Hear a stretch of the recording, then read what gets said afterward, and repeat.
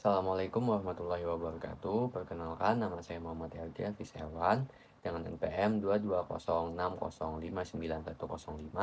Dan pada kesempatan kali ini saya akan memberikan kesimpulan yang sudah saya dapatkan dari pertemuan kedua mata kuliah metode numerik yang diajar oleh Pak Dai.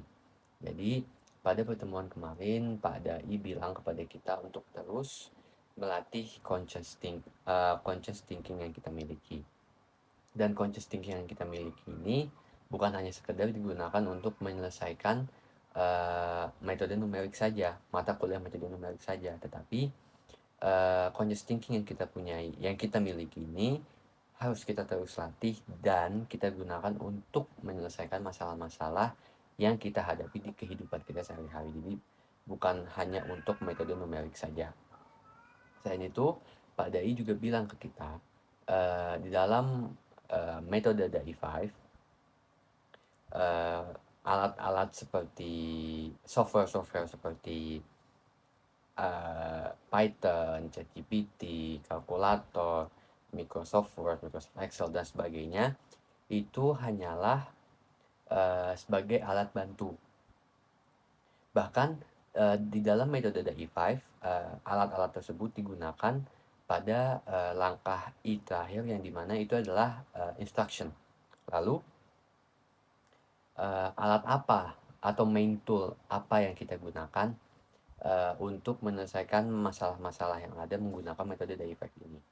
Jadi main tool yang kita gunakan atau alat utama yang kita gunakan dalam menyelesaikan masalah dengan metode Dai 5 adalah brainware dan hardware, yang dimana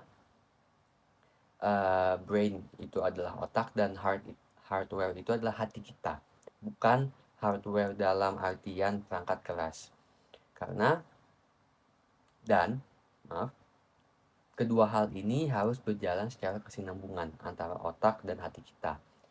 Karena jika salah satunya tidak bagus atau jelek, seperti misalkan otak kita bagus, baik, tapi hati kita tidak baik, maka hasil yang kita dapatkan akan tidak baik. Begitu juga sebaliknya, jika hati kita baik tetapi otak kita tidak, maka hasil yang kita dapatkan pun akan jelek.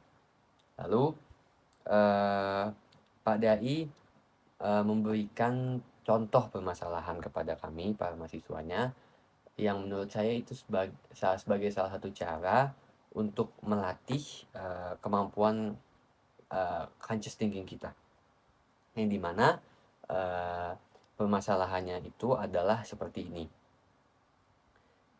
Dan pada video kali ini saya juga akan mencoba menyelesaikannya lagi menggunakan metode Dai 5. Jadi seperti yang diketahui, Dai 5 itu terdiri dari 5 langkah. Yang pertama adalah I am conscious, yang kedua adalah initial thinking, yang ketiga adalah yang kedua adalah intention, yang ketiga adalah initial thinking about the problem, yang keempat adalah idealization, dan yang kelima adalah instruction.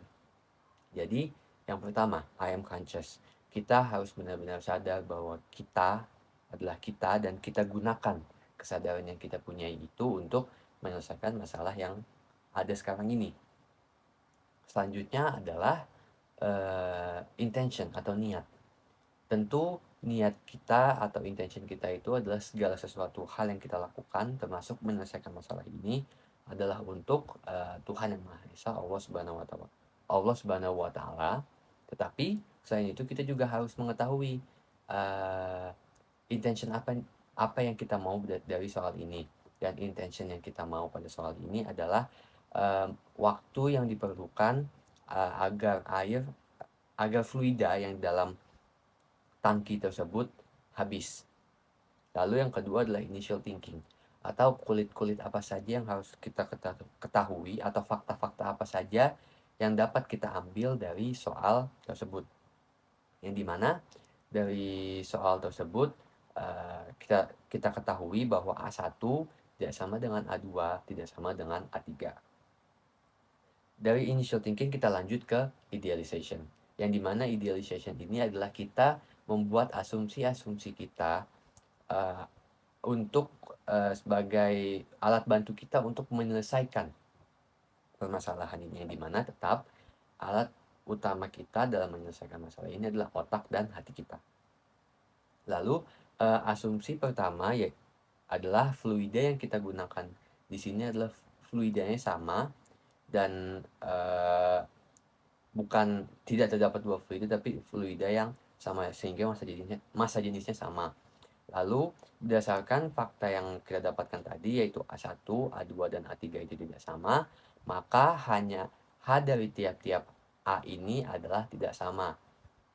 Lalu, eee, di dalam permasalahan ini ada energi kinetik dan energi potensial yang ada pada tangki tersebut, tetapi Pak Dai bilang ke kita bahwa, hal tersebut kita abaikan saja. Lalu, dari hal-hal yang sudah kita asumsikan ini, fakta-fakta yang sudah kita dapatkan, kita bisa menentukan rumus-rumus apa saja yang kita perlukan, atau ekuasi apa saja yang kita perlukan untuk menyelesaikan masalah-masalah ini. Lalu, setelah kita mengetahui semuanya, kita lanjut ke instruction, yang dimana instruction ini langkah-langkah yang, akan kita lakukan untuk menyelesaikan masalah tangki ini. Dan disinilah alat bantu seperti ChatGPT, Python, dan kalkulator dan sebagainya itu bisa masuk atau ikut bekerja.